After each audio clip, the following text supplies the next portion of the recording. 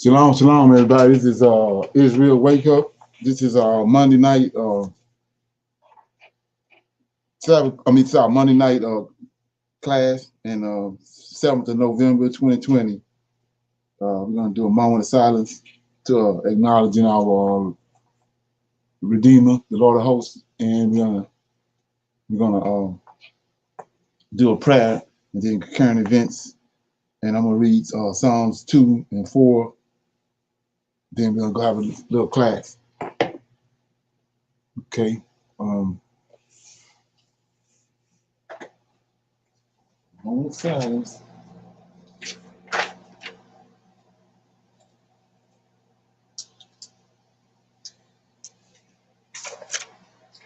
O Lord, I pray unto the Lord my God. We make our confessions, O Lord, the great and dreadful God, keeping covenant and mercy to them that love thee and to them that keep thy commandments. O Lord, righteousness belongeth unto thee, but unto us confusion of face, as it is this day, to the men of Judah and to the inhabitants of Jerusalem, and unto all Israel that are near and that are far off, through all the countries whither they have driven us, because of our trespass that we have trespassed against thee. As it is written in the laws of Moses, all this evil has come upon us in the land of our captivity, here in the Americas, Caribbean, Great Britain, and Africa. O Lord, according to all thy righteousness, I beseech thee, let thine anger and thy fury be turned away from thy city Jerusalem and thy people and thy holy mountain.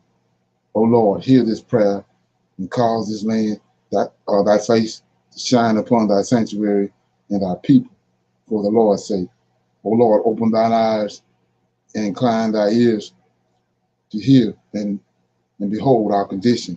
O Lord, hear. O Lord, forgive. O Lord, hearken and do. Defer not for thine own sake. O my Lord, for thy people and your land need you desperately at this hour. Peace be unto you. Okay, anybody got any current events?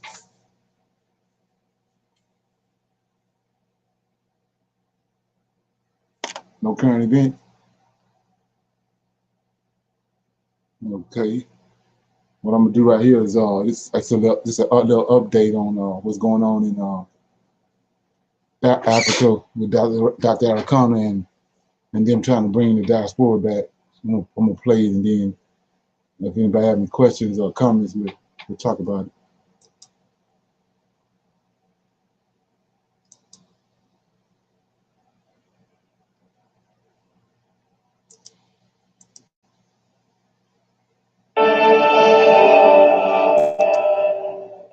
If you're a man, then you can't afford to miss this message. Because as we get older, we may have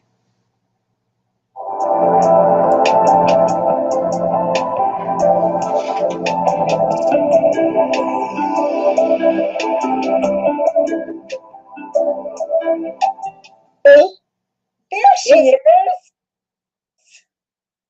I've been here all along. Oh, well, that's wonderful. I'm so glad. I couldn't tell that you were here because I was looking at my slides, but I'm glad that you're here. And so is everyone else. So welcome. And let me open this up a little bit so I can see what's going on. Oh, we got so many beautiful faces here. So I'm going to stop sharing for now so we can see Her Excellency's beautiful face. So we are so glad. It's such a glare back behind me. Oh, I do see that. I do see that. If I can move around a little bit. That's just the light of the heavens shining down on you. Okay, I think that's a little better. Yes, that's perfect. That is perfect. Are we ready to go? Yes, ma'am. We are ready to go because you need no introduction. You need no introduction. You just go ahead and do your thing, madame. Thank you so much, Ms. Samira. Thank you so much for the presentations that you've given and the introduction to ADDI. I want to thank everybody. Oh, some kids coming from Casablanca, Morocco. How about that? Thank you all so very much from around the world for finding time to come and join us in this very important conversation. It is indeed our time. It is our time to come together as Black people to say enough is enough. No more shall we continue to be disrespected simply because we are Black. It is our time to come together and prepare the journey to say we are the generation that's going to put an end to the abuse. We are going to turn a new page and create a new future for our children and generations to come. We are the generation that's going to say, once upon a time, Africa was the center of the world.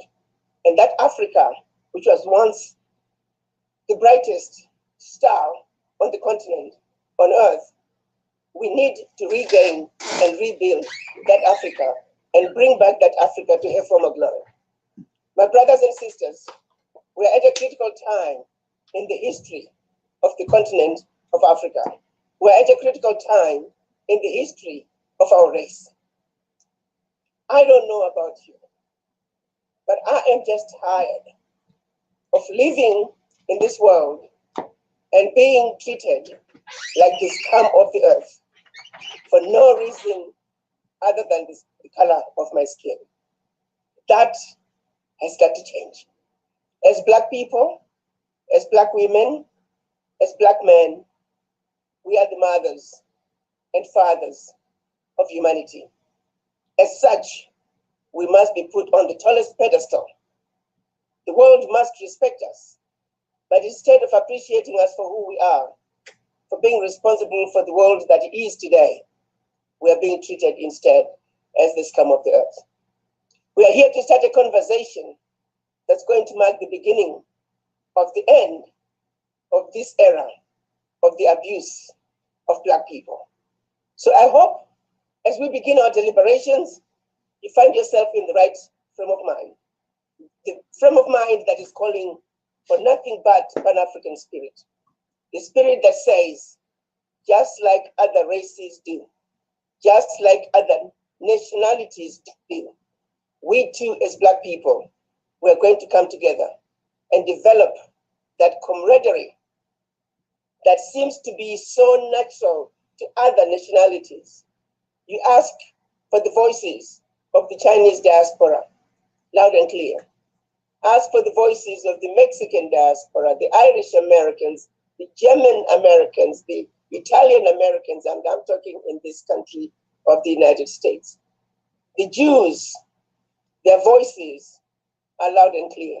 There's a certain camaraderie that automatically exists among them. If you walk into a room and there are Chinese people and there are Indians from the mainland India, they're white people, they automatically have an unspoken camaraderie. They just drift towards each other. They may not like each other as individuals, but when it comes to their race, to their nation, to their nationality, they just drift to each other. There's something about us that prohibits us from coming together. Rather, we're too busy scattering. We want to belong to everybody else but us. Yeah, she don't understand the curses.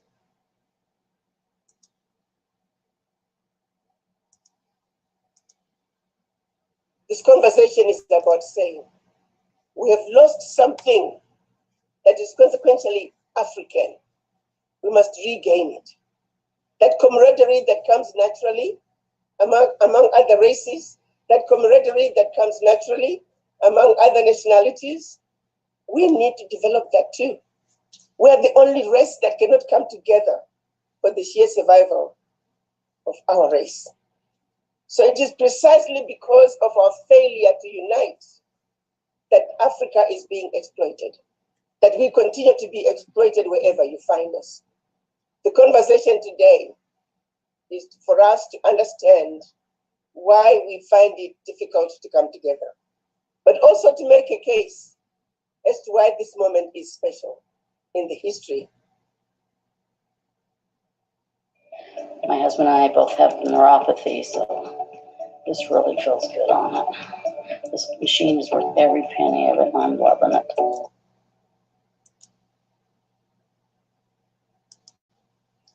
For those of you who are not aware, the African Continental Free Trade Area is a decision that was reached upon by the African heads of states in April of 2018. What does the African Continental Free Trade Area mean? It means come 2021, when the decision is going to be implemented, the continent of Africa is going to enter the world stage as one customs union. That is huge, my brothers and sisters. It is the best thing that has ever happened to our beloved continent of Africa. You see, the Berlin Conference, when they spent those 4 months, the colonizers spent 4 months in the cold winter in Berlin, Germany, from November of 1884 to February of 1885, specifically to strategize on how to see to it that Africa and her children are forever defeated and dominated. I'm going to repeat that, and I want you all to write it down wherever you're sitting down. They met. The colonizers met in Berlin, Germany, from November of 1884 to February of 1885 to strategize on how to see to it that Africa and her children are forever defeated and dominated. They would get up every morning, sit around a great big old table, and across from the table, there was a gigantic map of Africa, and they strategized on how to destroy us for good. Here is the frightening part. That was over 130 years ago. The policy that choked up Africa into tiny little economies, economies that could not survive on their own, economies that are easy to exploit, that policy remains in place today. And then yet you still run across some students of history, and they talk about the Berlin Conference as a thing of the past. No, my brothers and sisters, Berlin Conference was a strategy that they solidified after having gone to Africa for centuries, used systematic means to brainwash the Africans. Missionaries who were sent ahead to subdue the African mind, to make us submissive, to make us believe everything that we had was no good and everything that they brought was better and more desirable. Berlin Conference was the final end game. You see, they came to Africa. They found an Africa with well-established civilizations, and they wanted to make sure that they destroyed everything that we had. They brought us Christianity. You see, the 10 Commandments are universal. We had our own forms of 10 Commandments. We knew, thou shalt not kill. Love thy neighbor. But they turned around and told us about Christianity. Allow me to dwell on this point because it is pivotal to our inability to work together. And I need you to understand this point for what it is. It's a simplistic point, which is why I am going to spend time on it to say, simplistic as it is, why have we failed to undo it? For if our conversations today are going to take us where we need to go, give me 5 minutes to emphasize this point. When the missionaries were sent to Africa, they were given instructions. Instructions to demoralize and brainwash the African. And one of the instruments they used was Christianity. Don't get me wrong. I'm a Christian. I believe in Jesus Christ. I believe in God. But they misused the good book. They taught us about the white angels in heaven. And they taught us about the black devil in hell. They proceeded to teach us about the colors, the black, white, green, yellow, orange, and many other colors. Colors that we did not have before they came. And then they did something quite profound. They said, while they do not look like the white piece of paper they just taught us about, they said they were actually white. And they looked like the angels. And while we may not look like the black piece of paper they just told us about the color, they said, you black people, you Africans are black like the devil. So we go to church. We're now kneeling down and worshiping a Jesus that they called was white, when we all know very well in the Bible, Jesus has crimson skin. We know that for a fact because when Mary and Joseph were running away from Herod, they were told to go to Egypt. Why Egypt? Because in Egypt, Jesus Christ would blend with those who looked like him. Had Jesus been white, they could have told them to run off to Europe, where he would blend with others who looked like him. But the reality is, if they had sent them to Europe, Jesus would stick out like a sore tip. So we know Jesus Christ is not white, and yet they make him look like that. So they don't look white, but they said, don't worry about that. We're telling you we're white, and we look like angels, and we black people said, okay. Then they also told us that you may not look black like this black piece of paper, but you're black and you look like the devil. And the devil does all the horrible things, and you don't want to be like the devil. The devil is to be chastised. The devil is horrible. Nobody wants to be like the devil, but you're black just like the devil. And we said, okay. That was centuries ago, my brothers and sisters. Who has been to heaven and seen white angels? Who has been to hell and seen a black devil?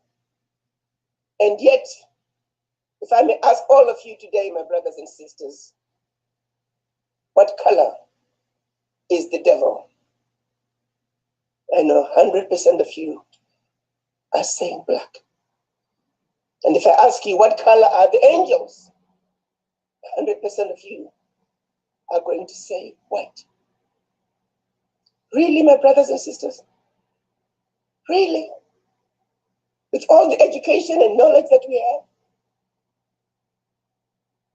And this is 2020. A blatant lie that we have been fed. And we know it is a blatant lie. And yet we said, okay. I don't know how many of you remember the experiment. It was shown on CNN by Anderson Cooper, where little girls and little boys, rather little girls were given dolls, white dolls and black dolls to choose from. The white girls, little girls, automatically chose the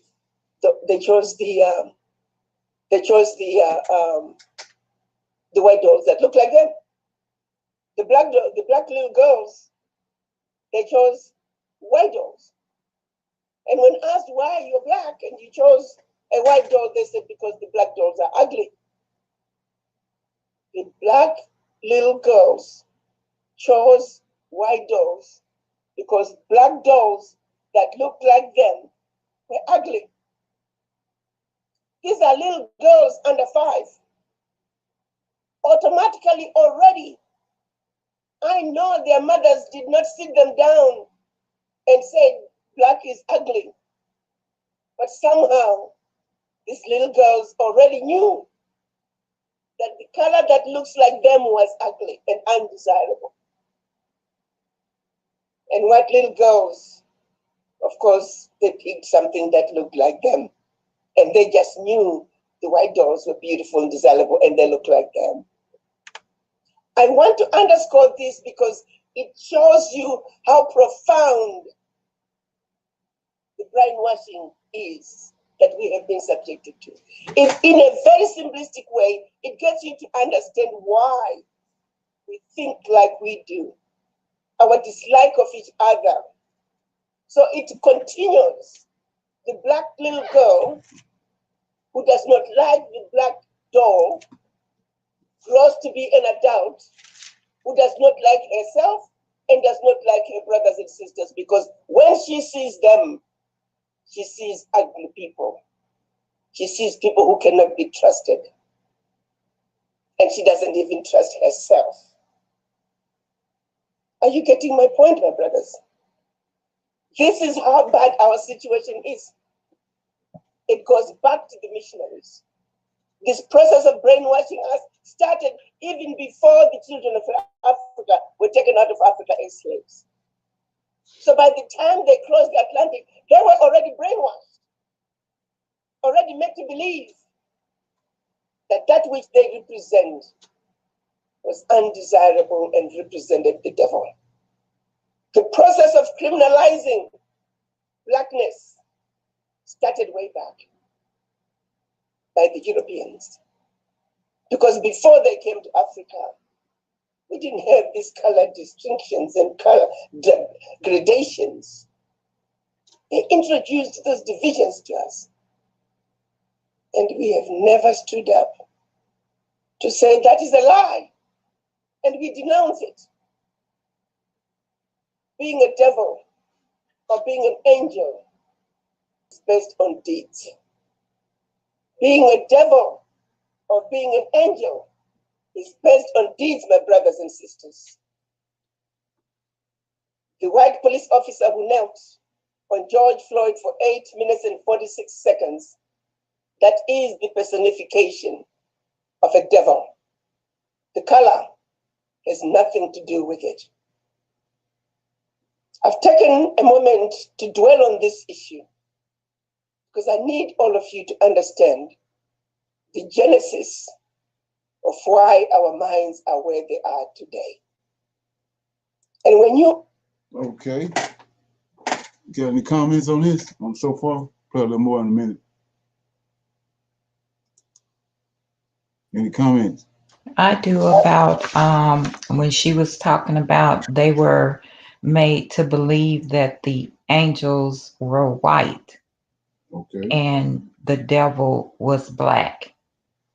And she was saying, with all the education and knowledge we have, you know, we should know better now. But she should know better too, because she keeps saying JC. Right. She's still, you know, she's talking about God, but she's saying JC. And instead of her saying he is white, she is saying he is black. Right, exactly. And then the thing about it is, like I say, when you understand the bigger picture is that they want us over in Africa, and that's the reason why they came up with it. They tying all this to the 400 years, you know, try to make it look like it's a biblical thing, but they want us over there because they want to build up a United States of Africa. Mm-hmm. But the Europeans gonna be benefiting behind it. And they understand that whatever they do, we got to be involved for it to be blessed. They understand that from looking back in history. So she is putting a facade on because she constantly keeps talking about, first of all, she's Pan-African. She believes in Pan-Africanism. Then she keeps talking about her ancestor worship. Mm-hmm. So you're a Christian or you believe in African spirituality? Which one is it? Right. So from observing that, you can see that she can't denounce Jesus because he's a moneymaker. So she gotta incorporate Jesus in the picture in order to stay on an even keel with the people that she's trying to deal with. Right. Same thing with pastors doing the church house. They can't, when you go to a pastor and show him this stuff, as long as he's been in the book, he get it. But he can't deal with it. He can't even begin to try to deal with it because he's gonna lose all his congregation. True. So he ain't gonna deal with it. That's the same thing with her. She'll lose a whole bunch of people, but she's trying to influence if she denounces Jesus. Right. Right. Is there something? Yes, it is. Mm-hmm. Anybody else have anything? Okay. I'm gonna pick it back up and then I'm gonna have a little more display.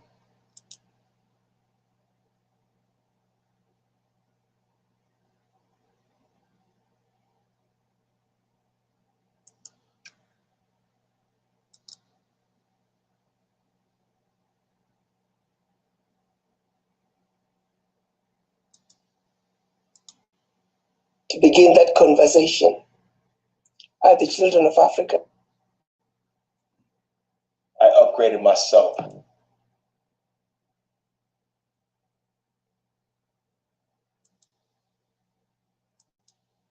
In the diaspora.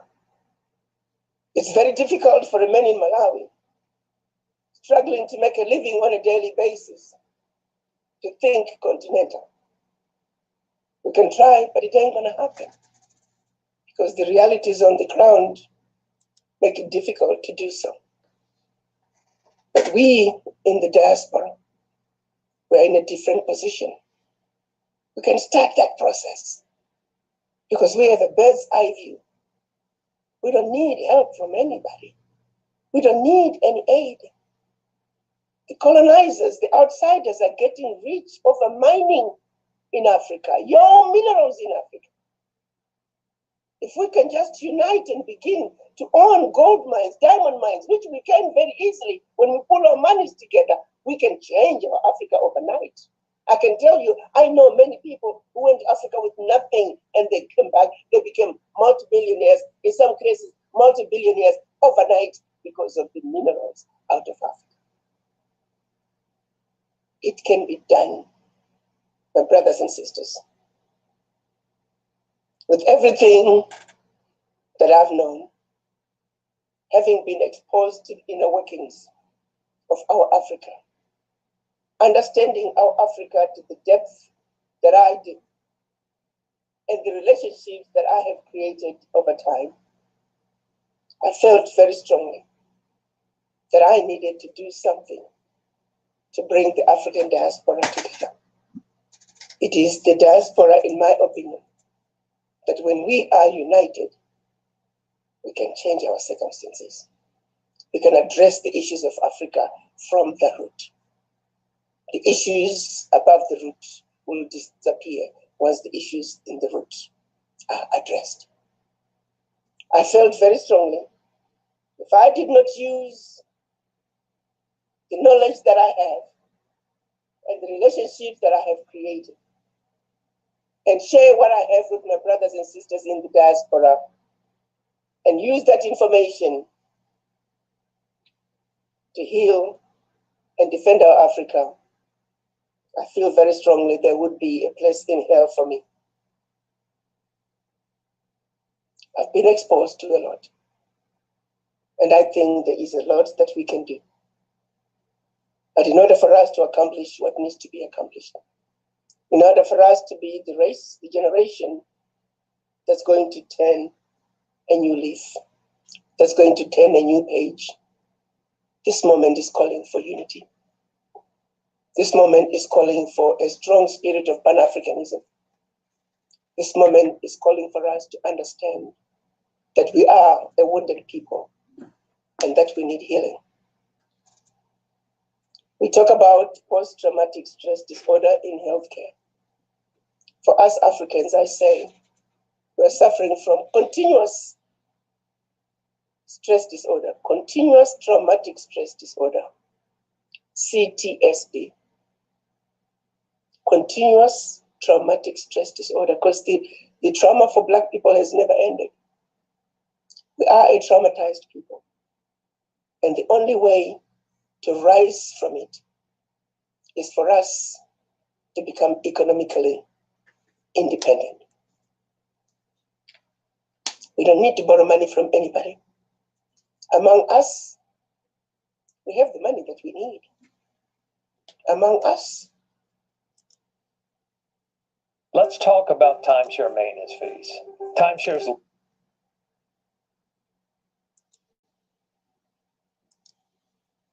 We have the money that we need. $1 million diaspora with $1,000, that's $1 billion. Now make it 5 million diaspora with $1,000. That's $5 billion a year. That's $83 a month per person. That's pocket change.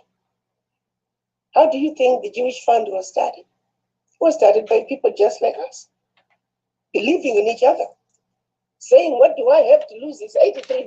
I'm going to put it into the foundation. So we are registering. Our lawyers have registered. We now have a legal team and a finance team. They're registering, I think last Friday, they must have registered the foundation.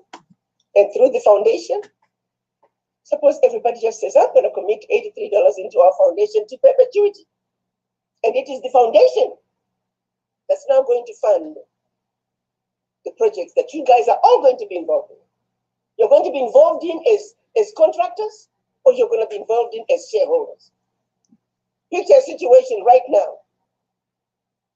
The president of Ghana wants a city of return for the descendants of the formerly enslaved out of Cape Coast, Ghana. Cape Coast, Ghana is the port where the slaves were leaving Africa out of straight to the Americas. President Nana Addo is making a clear statement. The children of Africa, descendants of the formerly enslaved, are going to come back home to Ghana, right to the place where the slavers took their ancestors from. And they will stand right there by the port of Cape Coast and look across the Americas and say, you may have won for over 400 years, but guess what? Ultimately, we are back home. We are the victors. So that city is going to be built by the diaspora, owned by the diaspora. Think of all the contracts that are going to come out of there, from the residential to the commercial. First phase is going to be a resort with the hotel and chalets and residential homes, the first 1,000 homes.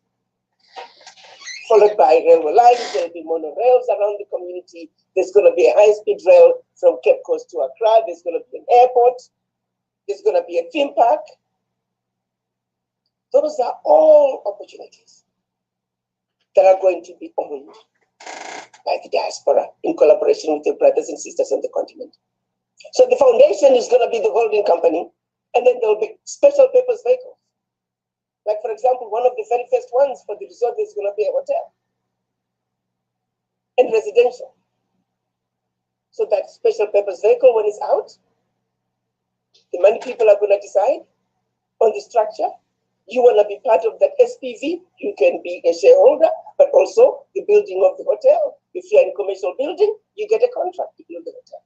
You get a contract to run the hotel. You get a contract to provide the supplies or manufacture them locally. I'm Meredith Vieira.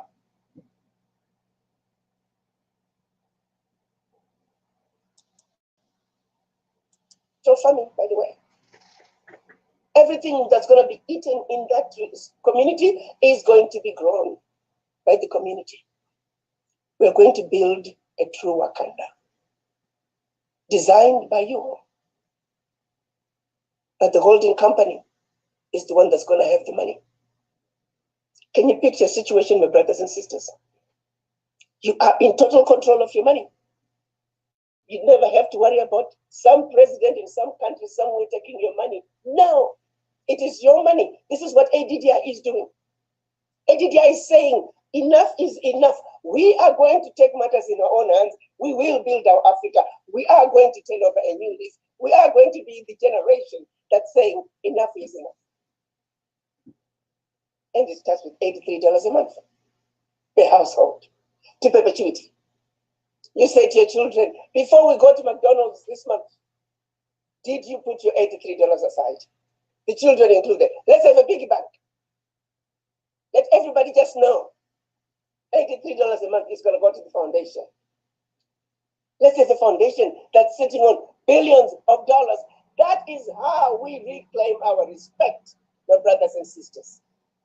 When the world knows that the children of Africa have risen, that the children of Africa are taking matters in their own hands. Let's let the world know enough is enough, that we, united as children of one mother Africa, yes, we can. The building of the Africa we want is our responsibility. The African Continental Free Trade Area is going to be implemented. If we do not unite, guess what? The Chinese are ready.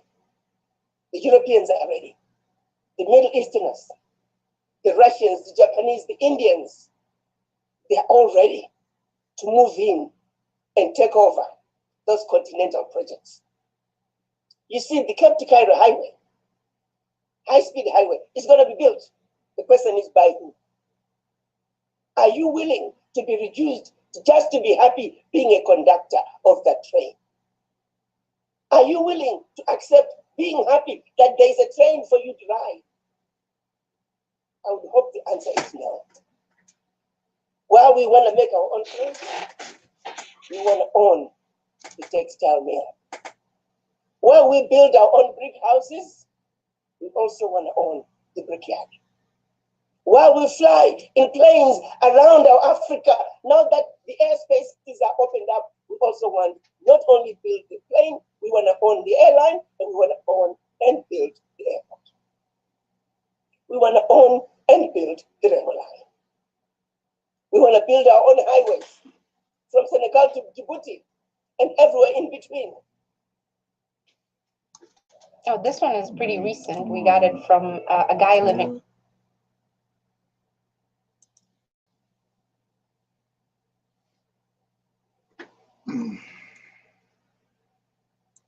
Commercial farming. Those are the things I'm talking about, my brothers. When our foundation has so much money that we no longer talk about, they didn't fund us. We're looking for funding from here. No, you don't need to go looking for funding anywhere.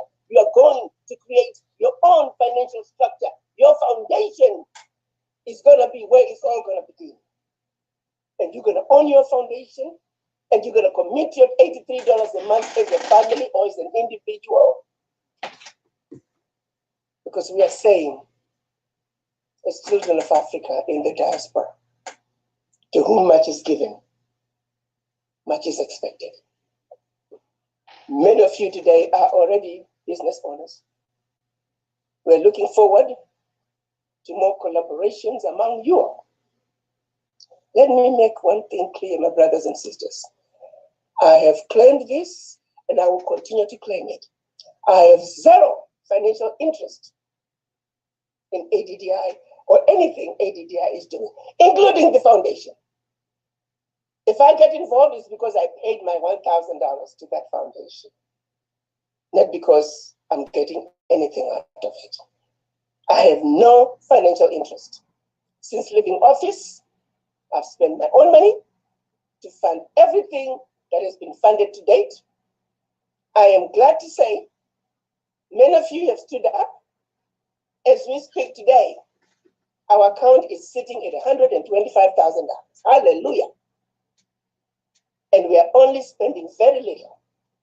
Everybody that's working, contributing to ADDI is a volunteer. Nobody is getting paid. That is the spirit we are calling for. That is the spirit we are calling for. And this is why I felt, since you're all business owners, I wanted to share with A lot of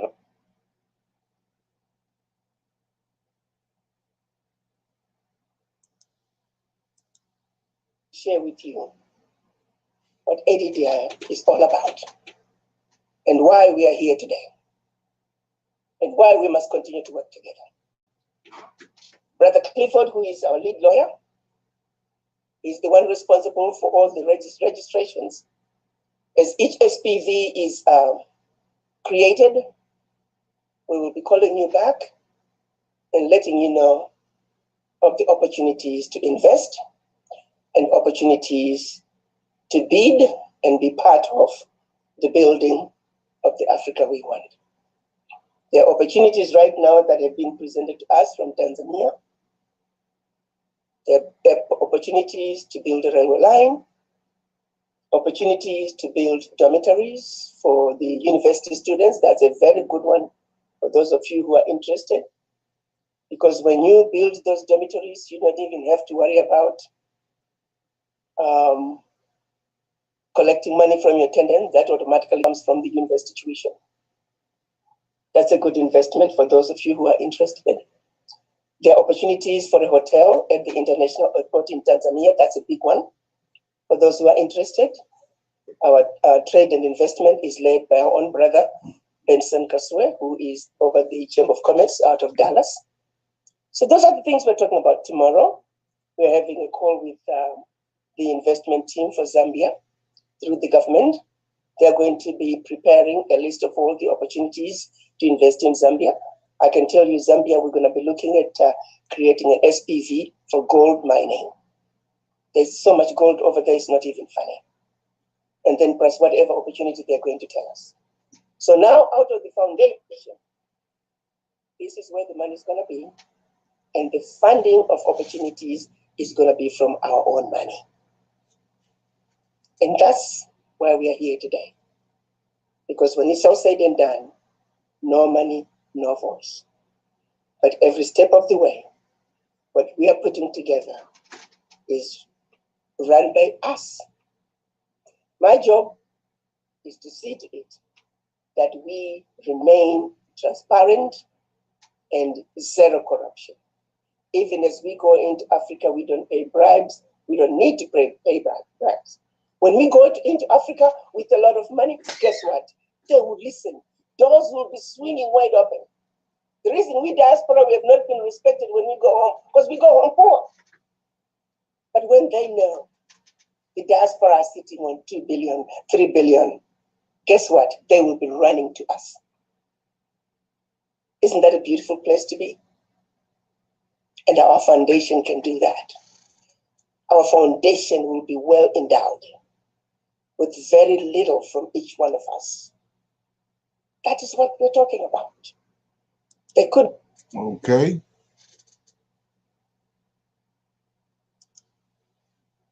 Okay. Comments?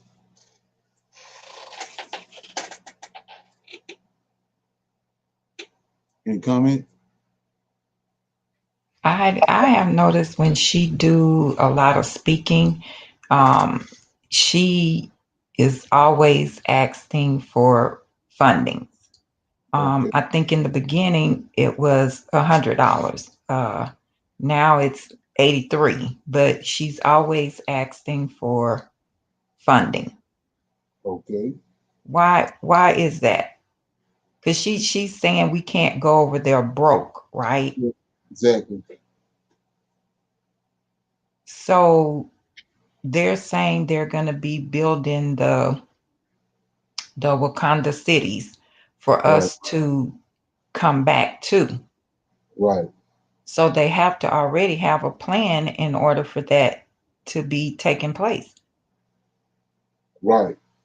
Yeah. They anticipating that they have to have a certain amount of money, and they anticipating that the sport are gonna come over. They gonna do what they supposed to do on their end, because they going ahead going forward with as far as trying to get the contracts and all that. So basically, we're going to be doing a lot of the building. It's not going to be in place. Is that what I'm understanding? Why we have to have the money though. That's the first thing. That's the reason why you see her. They're trying to get. They got a certain amount of money they have to, or goal they have to reach, amount, and then that's going to be the buying power they need to get these contracts. Because you get a $1 million contract or $20 million contract, and you don't have the money to back up and start it, then you're going to be looking crazy. So that's why she's constantly asking for money to try to get the money in the bank, for backing, to support they or whatever it is they're trying to do. Yeah, so that's one of the things I'm thinking about, because one of the things about what people are saying, what we're dealing with the scriptures, the people that do, he says that the prophecy in Genesis is that we was going to go into captivity for 400 years, and then we was going to come out with great substance, right? Yes. And nobody really knows what that great substance is. Could it be this? Could this be the great substance? Because when they always talk about the difference in household income between blacks and whites. Well, the blacks, the whites been doing what they do, what she trying to do right here. They've been doing this from day one, investing.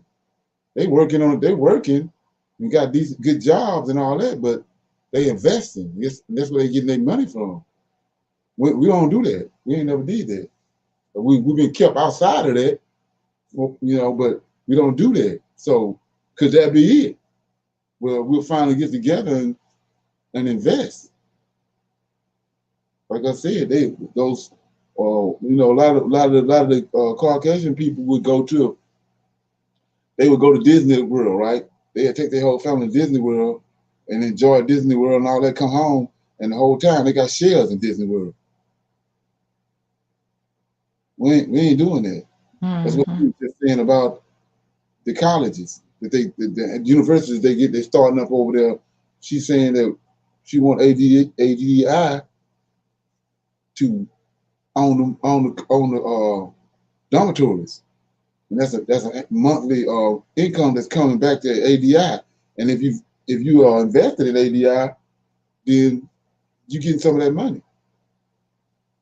So your kids can be going to the university, and you get a check from that same university every month. Like I said, over here they've been doing this. That's why we so behind as far as what we, one family to the next as far as the income. The reason why the income is so greater than ours. Because they situate themselves where they making money while they working. So in essence, they making money on top of money. And we've been kept outside of that. True. Right.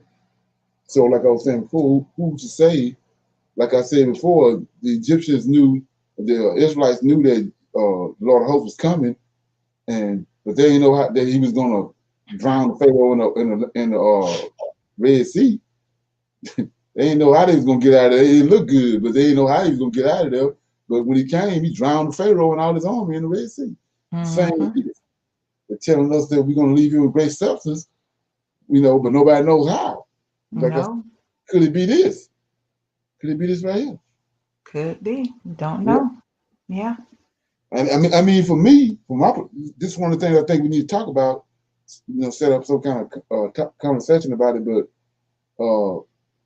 I mean, when I look back on this, different things I did in the past, for as being, being an entrepreneur and stuff, I mean, what's $1,000?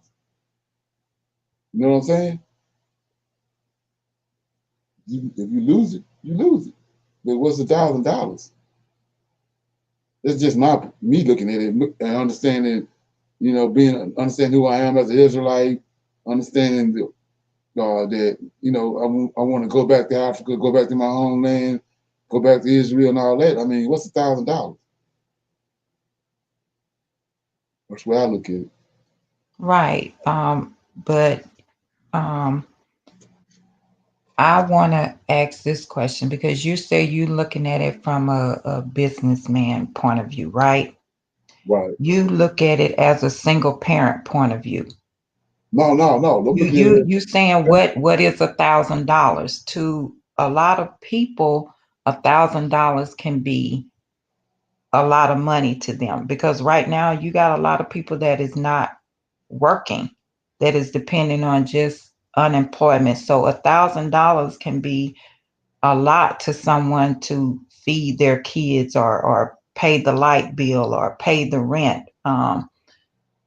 Like you said, we have some people that has made thousands of dollars over the years and never thought about investing in anything. Right. And today they are broke. Right. That's what she was saying. Right.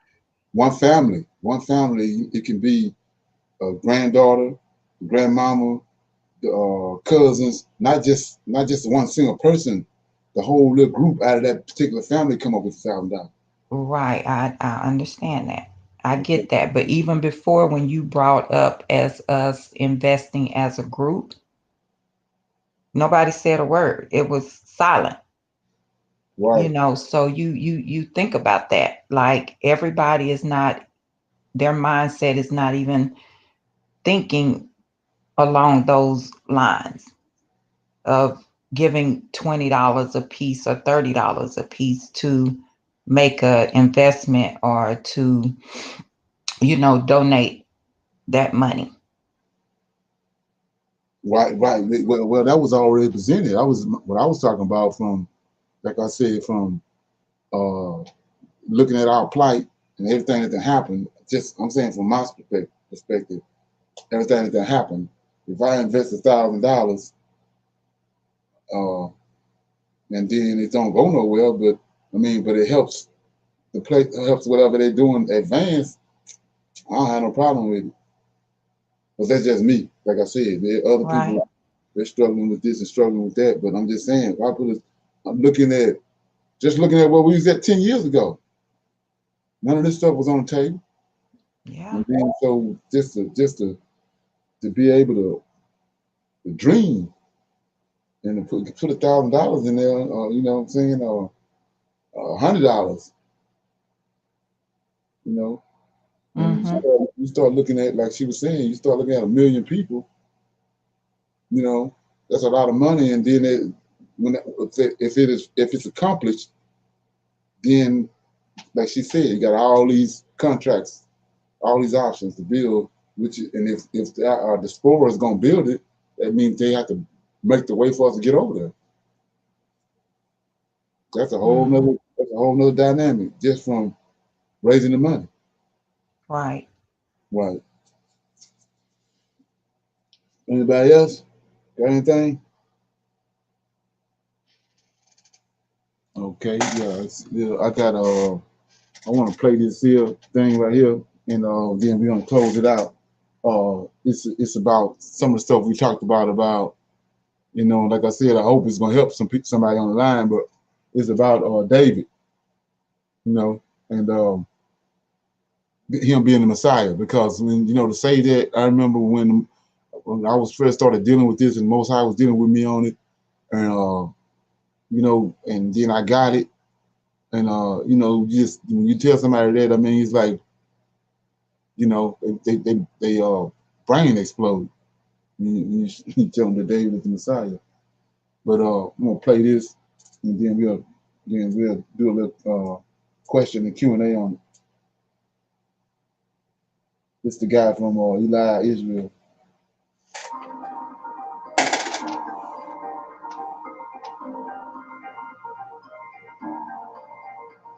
Greetings. This is Brother Eli with another installment of Bible Truth Revealed. Today I will be exploring the subject, is Jesus really the Messiah? Is Jesus really the Messiah? Let us start by looking at St. John chapter 1, verses 40 to 41. St. John chapter 1, verses 40 to 41. It reads thus: One of the two which heard John speak and followed him was Andrew, Simon Peter's brother. Verse 41. He first findeth his own brother Simon, and says unto him, We have found the Messiah. We have found the Messiah, which is being interpreted the Christ. So here, he's claiming that they have found the Messiah or Messiah or Mashiach, which means the anointed one. That's literally what Messiah means, the anointed one. And that is interpreted the Christ. So what that means is that whenever we see the word Christ, it can be translated to Messiah or Mashiach, the anointed one. Now, Mark chapter 15, verse 32 explains a little bit more about who this Christ was expected to be. Mark chapter 15, verse 32 says, Let Christ, the King of Israel, descend now from the cross, that we may see and believe. and they that were crucified with him reviled him. Let Christ, the King of Israel, because it was understood that the Christ or the Messiah would be the King of Israel. So the question, is Jesus really the Messiah, is asking, is Jesus really the one who was anointed to be King of Israel? Let's go to what we've been told is the Old Testament. I'm going to use a Septuagint because it's the oldest and most reliable Bible version that I could find. And I will start with 1 Kings chapter 16. 1 Kings chapter 16 is actually 1 Samuel chapter 16 in the King James Version of the Bible. So if you're following in the King James Version, you need 1 Samuel chapter 16. If you're following in the Septuagint, it's 1 Kings chapter 16. And I will be reading verses 10 to 13. 1 Kings chapter 16, verses 10 to 13. It shows us David being anointed to be king over Israel. This is how our Messiah or Christ was formed. Verse 10 says, and Jesse caused his 7 sons to pass before. Yeah, so I want to comment, inject on that right quick, because I don't want to lose it. But you got to remember the story of Jesus, how he got anointed. Mary broke an alabaster box on him and cried on his feet and all that. So that's not how a king get anointed in Israel. That's what he's referring to right here. This is how a king get anointed. This is how you get an anointed one right here. So it's impossible that Jesus was a king, because this never happened to him right here. Samuel. And Samuel said, the Lord has not chosen these. So the Lord did not choose them to be king over Israel. Verse 11, and Samuel said to Jesse, hast thou no more sons? And Jesse said, there is yet a little one. Behold, he tends the flock. And Samuel said to Jesse. Yeah, so notice right here, he said, there's yet a little one. I keep telling you about the tender plant. When Jehoiakim, when they took him to Babylon, he was a little one. They tender. That's what he's talking about when we say the tender one. Send and fetch him, for we may not sit down till he comes. Verse 12. And he sent and fetched him, and he was ruddy, with beauty of eyes, and very goodly to behold. And the Lord said to Samuel, arise and anoint David. If you remember, Messiah or Mashiach means the anointed one. So here David is being made Messiah or Mashiach, which being interpreted is the Christ. And the Lord said to Samuel, arise and anoint David, for he is good. Verse 13. And Samuel took the horn of oil and anointed him in the midst of his brethren. And the Spirit of the Lord came upon David from that day forward, and Samuel arose and departed to Armathaim. So we've seen David being made a Messiah or Christ, which means he was anointed to be king over Israel. Now let's go to Psalm chapter 2 and hear David speak of this for himself. Psalm chapter 2, a Psalm of David, we're going to read verses 6 to 9. Psalm chapter 2, verses 6 to 9. But I have been made king by him on Zion, his holy mountain. So David is affirming that he has been made king by the Most High God on Zion, his holy mountain. Verse 7, declaring the ordinance of the Lord. The Lord said to me, in other words, the Lord said to King David, thou art my son. The Most High chose him. Thou art my son, today have I begotten thee. And because he is king, chosen by the Most High, listen to what he says in verses 8 and 9. Ask of me, and I will give thee the heathen for thine inheritance, and the ends of the earth for thy possession. Thou shalt rule them with a rod of iron. Thou shalt dash them in pieces as a potter's vessel. So because the Most High has chosen and anointed David to be king over Israel, which is the Messiah, the Christ, he has said to him, not only are you my son that I've begotten this day, but whatever you ask of me, I will give you. I will give you rulership over the whole world if you ask of me. That's why it says, I will give thee the heathen for thine inheritance, and the ends of the earth for thy possession. Because the Messiah, the Christ, the King, is supposed to rule not only Israel, but the entire world in the latter days. Let's go up to verse 2 of the same chapter. In verse 2, David says, the kings of the earth stood up, and the rulers gathered themselves together against the Lord and against his Christ. His Christ. His Christ. The Christ is the Messiah, is the one that was anointed to be king over Israel. David is saying, I am the Christ. I am the one that was anointed, that was made king by him on Zion, his holy mountain. Verse 3 says, saying, let us break their bonds and cast away their yoke from us. So we see David saying that he is the Messiah, he is the Christ, he is the King of Israel, and the Most High has promised him possession of the whole world. Ezekiel chapter 37, verses 21 to 28. Ezekiel chapter 37, verses 21 to 28.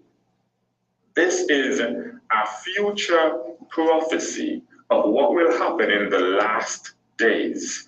Verse 21 says, and thou shalt say to them, thus says the Lord God, behold, I will take the whole house of Israel out of the midst of the nations among whom they have gone, and I will gather them from all that are round about them, and I will bring them into the land of Israel.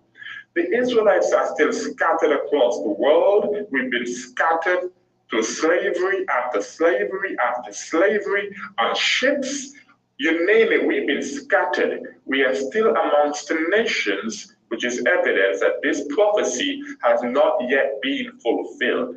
Verse 22, and I will make them a nation in my land, even on the mountains of Israel, and they shall have one prince. So when we are regathered, we'll have one prince, one ruler, one and no more than one. And they shall be no more two nations. So the children of Israel were split into two nations because of the sin of King Solomon, but that will no longer be so. Neither shall they be divided anymore at all into two kingdoms. Verse 23, that they may no more defile themselves with their idols, and I will deliver them from all their transgressions whereby they have sinned, and will cleanse them, and they shall be to me a people, and I, the Lord, will be to them a God. Verse 24, and my servant David shall be a prince in the midst of them. That one prince that was spoken of, that's David. Future prophecy. This has not happened yet. David has been chosen to be king over Israel in the latter days. Verse 24 again. And my servant David shall be a prince in the midst of them. There shall be one shepherd of them all, for they shall walk in mine ordinances and keep my judgments and do them. Verse 25. And they shall dwell in their land which I have given to my servant Jacob, where their fathers dwelt, and they shall dwell upon it. And David, my servant, shall be their prince forever. David is the Messiah, the Christ. He will be prince forever. Verse 26, and I will make with them a covenant of peace. It shall be an everlasting covenant with them, which means it will never end. And I will establish my sanctuary in the midst of them forever. This has not happened yet. The Israelites do not have a covenant of peace, which is why we're being destroyed wherever we are today. And the Most High is not yet in the midst of Israel forever. We are not in our land. This has not happened as yet. But when it does happen, David will be king because he is the Messiah. Verse 27, and my tabernacle shall be among them, and I will be to them as God, and they shall be my people. Verse 28, and the nations shall know that I am the Lord that sanctifies them, when my sanctuary is in the midst of them forever. So all the nations round about are going to recognize that the Most High God is in the midst of his people Israel when his sanctuary is with us and around us forever. That has not happened yet. Let's go to another future prophecy. This is in Hosea chapter 3, verses 4 to 5. In the Septuagint, it's called OC. In the King James Version, Hosea chapter 3, verses 4 to 5. It says, for the children of Israel shall abide many days without a king. Like now, we are scattered in slavery, we have no king of our own. And without a prince, we have no prince, no rulers of our own. And without a sacrifice, we have no sacrifice because our temple is being destroyed. And without an altar, and without a priesthood, and without manifestations, we do not have these things at this point. Verse 5, and afterward. Yeah, that's what I was saying earlier about the 3 feast days. See what he's saying right here? Our predicament right now, we don't have no priesthood, we don't have no king, we don't have none of that. So how are we gonna keep the feast day? Which means future to now, shall the children of Israel return. It's saying the same thing that we just read in Ezekiel, and shall seek the Lord their God and David their king. In the future, the children of Israel will seek David our king, and shall be amazed at the Lord and at his goodness in the latter days. When? In the latter days. Not now, but afterwards. In the latter days, we will seek the Lord our God and David our king. Future prophecy. Another future prophecy is Jeremiah chapter 37, verses 8 to 9. Jeremiah chapter 37, verses 8 to 9. It says, in that day, said the Lord, I will break the yoke off their neck and will burst their bonds, and they shall no longer serve strangers. Well, we are currently serving strangers at the bottom of society, wherever we might be, because we're still in slavery. So the yoke has not yet been broken. Our bonds have not yet been broken. This is future prophecy. Verse 9, but they shall serve the Lord their God, and I will raise up to them David their king. So for those who are wondering, how is it that David is dead, but all these future prophecies are saying that he will be king? The answer is the Most High has promised to raise him up, to resurrect David, who was chosen and anointed to be king over Israel, to rule the entire world, to be the true Messiah, the Christ that the children of Israel are waiting for. So the conclusion to the question, is Jesus really the Messiah? The conclusion is that David has been anointed by the Most High to be the Messiah. David is a true Messiah. In fact, Jesus was invented by the pagans who wrote the New Testament in order to lead the children of Israel into idolatry in their false religion called Christianity, instead of worshiping the one true God. It's time for the people of God to wake up to the fact that we have been deceived. We have to return to the Most High God and cast away the bonds of slavery that are under the religion of Christianity. And with that, we say shalom. Yeah, for our giving comments, that's what I was going to. People have to begin to understand is that the whole purpose of Christianity in the New Testament is part of the curses. Most High said that he's gonna kick us out of his land and he's gonna give us another God. And that's exactly what Christianity is. He gave you it sent us into idolatry because we're dealing with a whole nother entity that had nothing to do with us and nothing had to do with our God. That's what Christianity is. So, anybody got any comments on what they heard or questions? Yeah. So I got a couple things I want to bring up. If you got your Bible right there, you go to Isaiah chapter 18.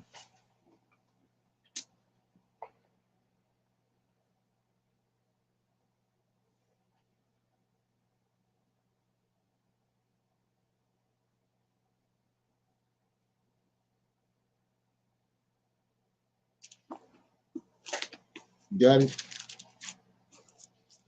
Yes. Okay, it says, I want to make a point.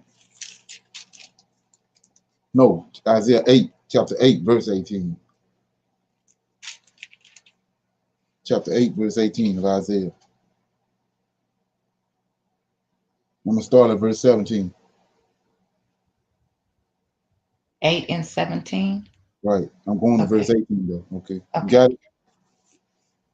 Yes. It says, and I will wait upon the Lord that hideth his face from the house of Jacob, and I will look for him. That's what we are now. He didn't hid his face from us. So there's no way on the sun. Jesus is him because he hid his face from us when he left and took the ark with him. Then verse 18, behold, this Isaiah talking. I and the children whom the Lord have given me are for signs and wonders in Israel from the Lord of hosts, right? We know who the Lord of hosts is, but it tells you after that, which dwelleth on Mount Zion. So it's not Yahweh. He dwell on Mount Zion. So I'm showing you this because he was reading in Psalms chapter 2, and it says Zion is the Lord of hosts mountain. So Mount Zion is the Lord of hosts mountain. You got, and he's an El. All these other L's, and we know they own mountains. So that's where the worshiping on the high places come from. These people understood that back then they were going up on these mountains and looking for these angels and setting up worshiping places and setting up altars to them. But we see that our God, our El, Mount Zion belonged to him. That's where he dwells at. So and then another one was, I want to show you in Daniel. Go to Daniel. Just trying to connect some dots. It says the guy was explaining that we had already talked about it before. He talked about how when you start reading those scriptures, you can see that David dead, but he talking about David long after David already dead through these prophets. So it's only one conclusion: he's going to resurrect David in the latter days. That's where they got resurrection from in Christianity. It's fictitious in Christianity, but our forefathers already knew they was going to get resurrected. So it says, I'm in Daniel chapter 7. I had talked about this before, but I don't think it really kind of sunk in. But so it says King David going to be over Israel in the future, from what we was looking at, some of the verses. So I wanted to explain that because Gabriel came to Daniel and explained to him. He says, I showed you that the king that spoke great words against the Most High was Constantine. And so And Constantine set up the very system we're dealing with right now. You got the Vatican, you got the Christianity is the world's religion, and all that. Constantine set that up. So we still dealing with his dominion because his dominion ain't been took down yet. He's dead, but the dominion and the system he set up, we still dealing with it. So I'm in Daniel chapter 7, verse 25 says, and he spake great words against the Most High. This is Constantine. And he wore out the saints of the Most High, and thanked to change times and laws. They should be given unto his hands until a time, and dividing the time. But the judgment is set.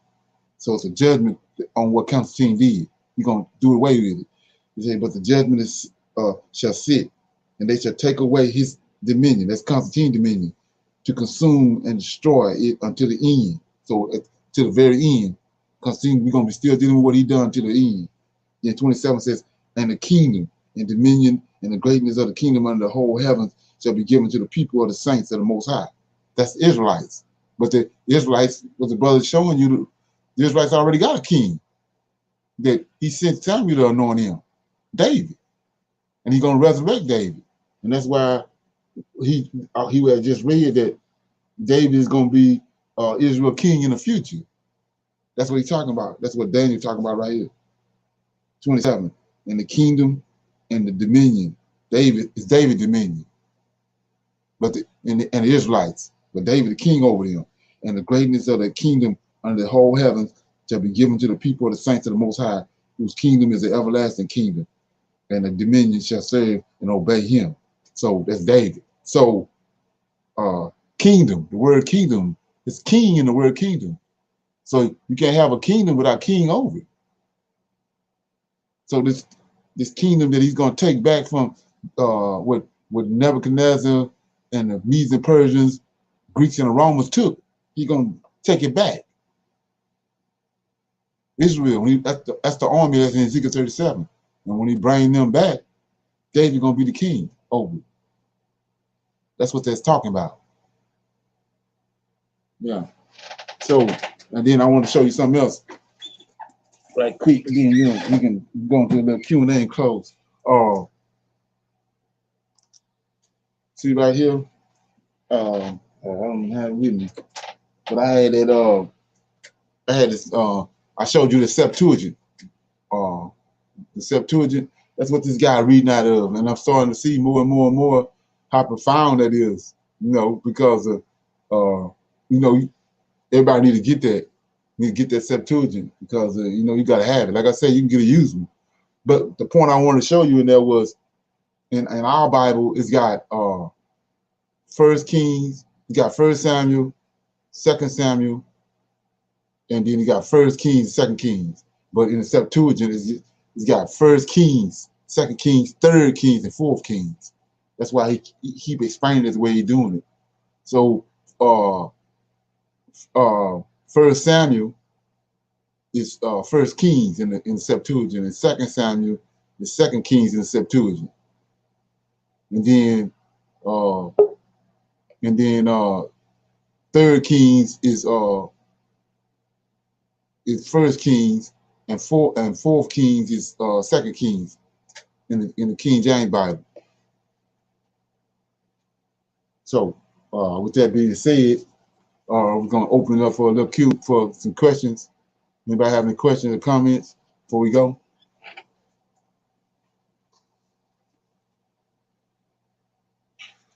No questions? Okay. I guess I'm gonna see y'all on Wednesday for our Wednesday night class. Let me say shalom. Shalom, everyone. Okay. Shalom. I'll see y'all on Wednesday at 6 o'clock.